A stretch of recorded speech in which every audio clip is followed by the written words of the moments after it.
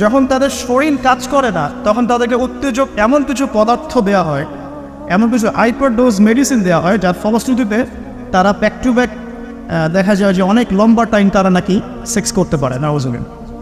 এখন পর্নোগ্রাফির সাথে পরিচিত না এমন হাজারের একজন ব্যক্তি খুঁজে পাওয়া যাবে না। ঠিক আছে, বাংলাদেশের পরিসংখ্যান বলছে যে বাংলাদেশের স্কুল পড়ুয়া প্রায় 77% ছেলে মেয়ে পর্ন দেখে।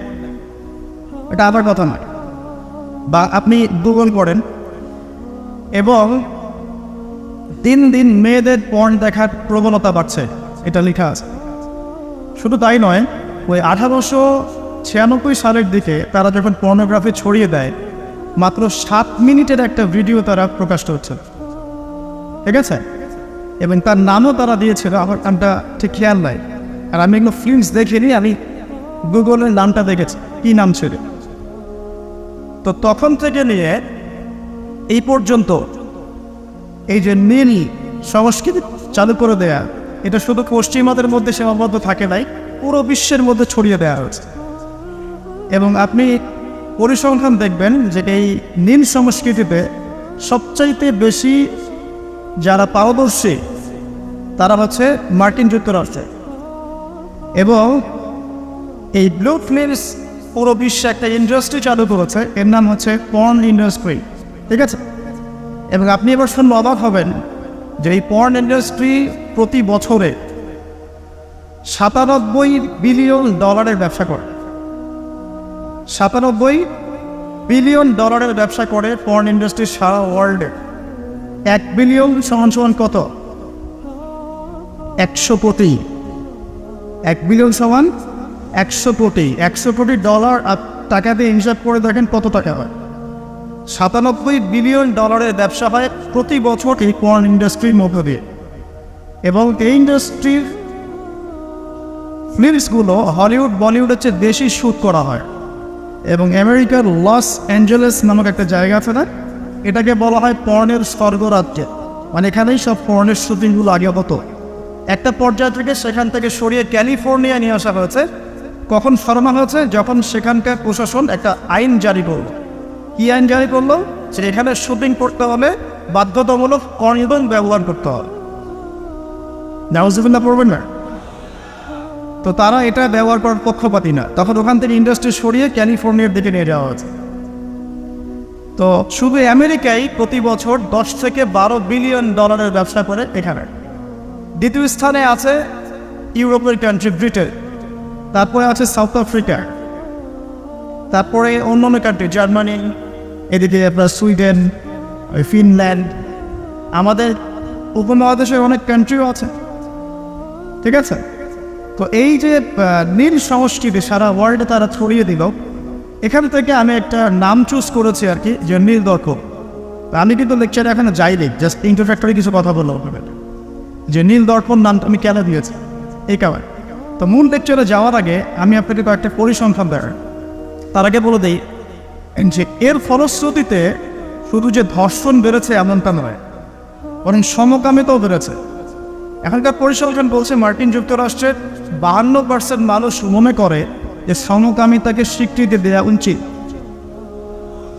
এবং 41% মানুষ মনে করে দেওয়ার দরকার নেই। কিন্তু আইনত এটা লিগ্যালাইজড, এটা ওদের বাক স্বাধীনতা। এটা কানাডা অনেক আগেই করেছে, ব্রিটেনেও আছে, অস্ট্রেলিয়াও স্বীকৃতি দিয়েছে, এবং দিন দিন আস্তে আস্তে আমাদের ভারত থেকে শুরু করে আমাদের দেশে পর্যন্ত এগুলোর বিস্তার বেড়ে গেছে। এবং তারা এখন সংগঠন তৈরি করেছে, তাদের ফ্ল্যাগ আছে, তারা অধিকারের কথা বলে, তারা স্বীকৃতি চায়। এবং পর্ন সম্পর্কে পড়তে গিয়ে আমি দেখলাম যে নর্মালি পর্নের যে ভিডিওগুলো হয় এগুলো হচ্ছে চলচ্চিত্রের মতো, জাস্ট যেমন একটা নায়ক নায়িকা শুটিং করে, গায়ক গায়িকা যেমন শুটিং করে, ঠিক এরকম করেই ফিল্মস শ্যুট করা হয়। আপনি যখন এটা সার্চ করবেন দেখবেন পর্ন ইন্ডাস্ট্রি থেকে বের হয়ে আসা কিছু ওদের কথা মতে পর্ন স্টার, তারা সাক্ষাৎকার দিয়েছে যে এই জগৎটার সম্পূর্ণটাই হচ্ছে মিথ্যা এবং ফেক। যা দেখানো হয় এটা টোটালি ফেক। এবং কোনো কোনো ক্ষেত্রে তাদেরকে বাধ্য করে জালের মধ্যে ফেলে এই ইন্ডাস্ট্রির মধ্যে অনুপ্রবেশ করানো হয়, যেখানে ওদের কোনো ইচ্ছাও থাকে। একবার জড়িয়ে গেলে কোনো মেয়ে সেখান থেকে আর বের হতে পারে না। শুধু তাই নয়, যখন তাদের শরীর কাজ করে না তখন তাদেরকে উত্তেজক এমন কিছু পদার্থ দেওয়া হয়, এমন কিছু হাইপারডোজ মেডিসিন দেওয়া হয় যার ফলশ্রুতিতে তারা ব্যাক টু ব্যাক দেখা যায় যে অনেক লম্বা টাইম তারা নাকি সেক্স করতে পারে নাউজুবিন। তো এগুলো তাদেরই কথা, এটাতে আসক্ত নয় এমন মানুষ খুঁজে পাওয়া দুষ্কর। বাংলাদেশের রিপোর্ট বলছে যে বাংলাদেশে এখনকার ইয়াং জেনারেশনের মধ্যে 92% পর্ন দেখে। কত পার্সেন্ট? 92%। এবং পর্ন যে ওয়েবসাইটগুলো আছে যেগুলো এত বেশি শক্তিশালী, এগুলোকে হ্যাক পর্যন্ত করা সম্ভব নয়। 2014 সালে বাংলাদেশের গভর্নমেন্ট যে ছিল আমি জানি না, আমি আসলে এইদিকে পলিটিক্সের খবর খুব একটা রাখি না, তারা 244টা পর্ন সাইটকে বন্ধ করে দিয়েছে। কিন্তু এমন একটা অ্যাক্সেস তারপরেও চালু ছিল যে অন্য থ্রু দিয়ে এগুলোতে ভিজিট করা যেত।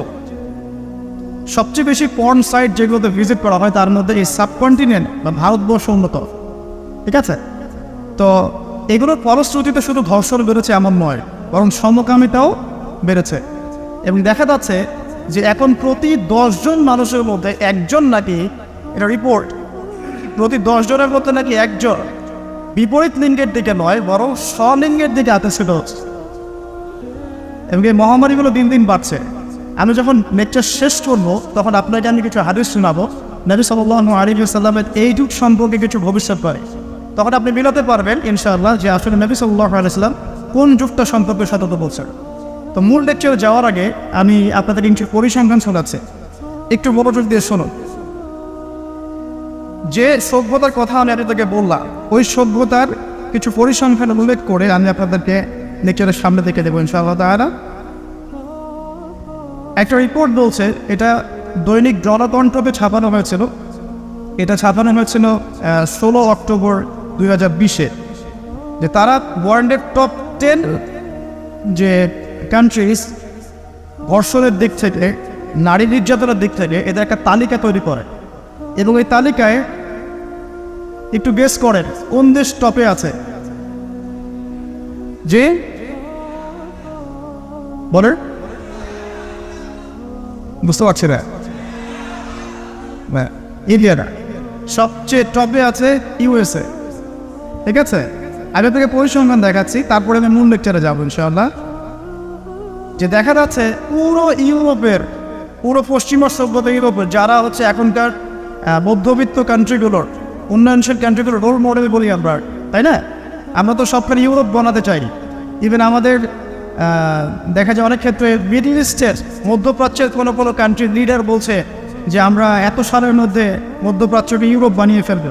ঠিক আছে, তো আমরা ইউরোপ বানাতে চাই। তো ইউরোপের দেখা যায় যে 15 বছরের কম, পুরো ইউরোপে 15 বছরের কম 33% মেয়ে 15 বছরের আগেই কারো না কারো দ্বারা শারীরিক নির্যাতনের শিকার হয়েছে, যৌন নির্যাতনের শিকার হয়েছে। আচ্ছা, সামনে আসেন। আমাদের পার্শ্ববর্তী দেশ ভারতের কথা এসেছে এখানে, যে প্রতি 22 মিনিটে একটা করে মেয়ে ভারতের নির্যাতনের শিকার হয়, যৌন নির্যাতনের শিকার হয়। বাংলাদেশের সংখ্যাটা কত এটা আপনারা বের করবেন, আমি পরে দেখছি।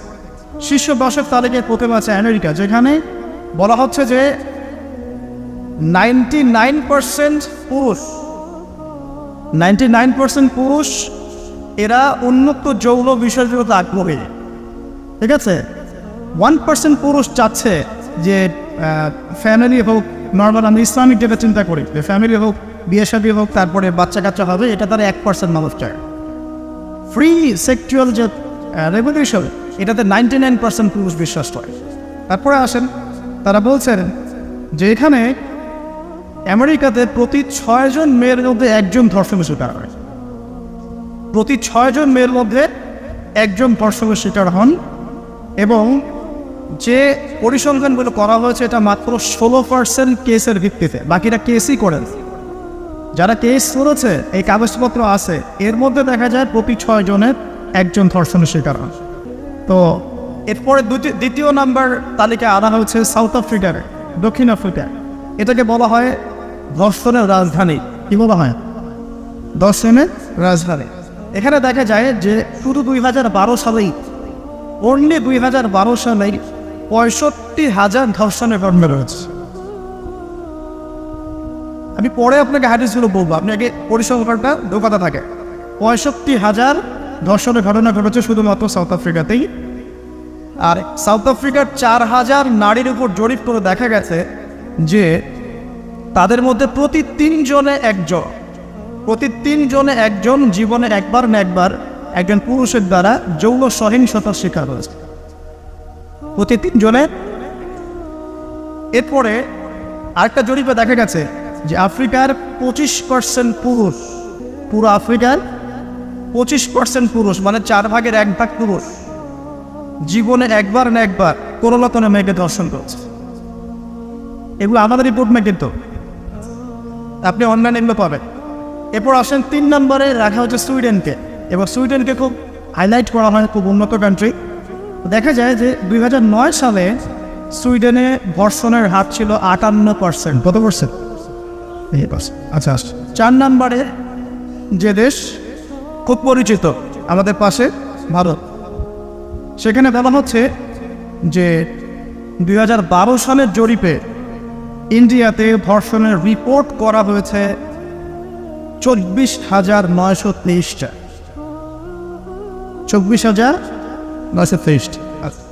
আসেন, তারপরে একজন রিপোর্টে বলছে প্রতি 22 মিনিটে সেখানে একজন মেয়ে ধর্ষিত হচ্ছে। 5 নম্বরে আছে যুক্তরাজ্য, মানে ইংল্যান্ড, যেটাকে আমরা বলি যে ওই যে রানী এলিজাবেথ মারা গেলেন, খুব শোক পালন করলাম না। আচ্ছা, তো তাদের মধ্যে বলা হচ্ছে যে প্রতি বছর গড়ে 85,000 নারী সেক্সুয়াল অ্যাবিউজের শিকার হয়, মানে যৌন হয়রানি শিকার হয়েছে। এছাড়া প্রায় 4 লক্ষ নারী এ পর্যন্ত 2012 সাল থেকে এই পর্যন্ত, মানে 2022 পর্যন্ত, লাস্ট 10 বছরে 4 লক্ষ নারী কোনো না কোনোভাবে পুরুষের দ্বারা যৌন নির্যাতনের শিকার রয়েছে, যার মধ্যে 25 থেকে 30% হচ্ছে শিশু, মানে বাচ্চা মেয়ে। তারাই তো আবার আমাদেরকে বলছে যে বিয়ের বয়স তোমরা তো কমাই রাখ। আচ্ছা, আসেন এবার আরও সামনে যাই। জার্মানির পরিসংখ্যান, জার্মানি হচ্ছে এখন 6 নম্বর। জার্মানিতে বলা হচ্ছে যে সরকারি হিসেব মতে এখানে 2,40,000 নারী এবং কিশোরী জার্মানিতে ধর্ষণের শিকার হয়ে মারা গেছে, এই পর্যন্ত হিস্ট্রি। তারপরে আরেকজন হিসাবে বলছেন যে প্রযুক্তিতে জার্মানি এগিয়ে আছে ঠিকই, তবে 65,07,394 জন নারী এই পর্যন্ত জার্মানিতে ধর্ষণের শিকার হয়েছে, পুলিশের নথিতে রিপোর্ট আছে। আসলে সামনে এটা গেল জার্মানির কথা। এরপর ফ্রান্সের সেম কথা, 75,000 নারী প্রতি বছর ধর্ষণের শিকার হচ্ছে, যাদের মধ্যে 10% হচ্ছে শিশু। এবং কানাডার কথাও এখানে আছে, কানাডাও লিস্টের মধ্যে হচ্ছে 8 নম্বরে, যেখানে বলা হচ্ছে এই পর্যন্ত 25,16,918 জন রিপোর্ট করেছে। এবার বলতে থাকলে শেষ হবে না। 9 নম্বর আছে শ্রীলঙ্কা এবং 10 নম্বরে আছে ইথিওপিয়া। এই হলো 10টা দেশের তালিকা। আলহামদুলিল্লাহ এখানে বাংলাদেশের নাম নাই। শুধু তাই না, বাংলাদেশরা এই টপ 10-এর মধ্যে কোনো মুসলিম কান্ট্রির নাম নাই, ঠিক আছে? তো এরপরেও তারা দেখবেন বোরখা, হিজাব, নারীর স্বাধীনতা, নারীকে লুকিয়ে রাখছো, হ্যাঁ তোমরা পোশাক নিয়ে বেশি কথা বলো, বাড়াবে, এই কথাগুলো ওরাই এদেরকে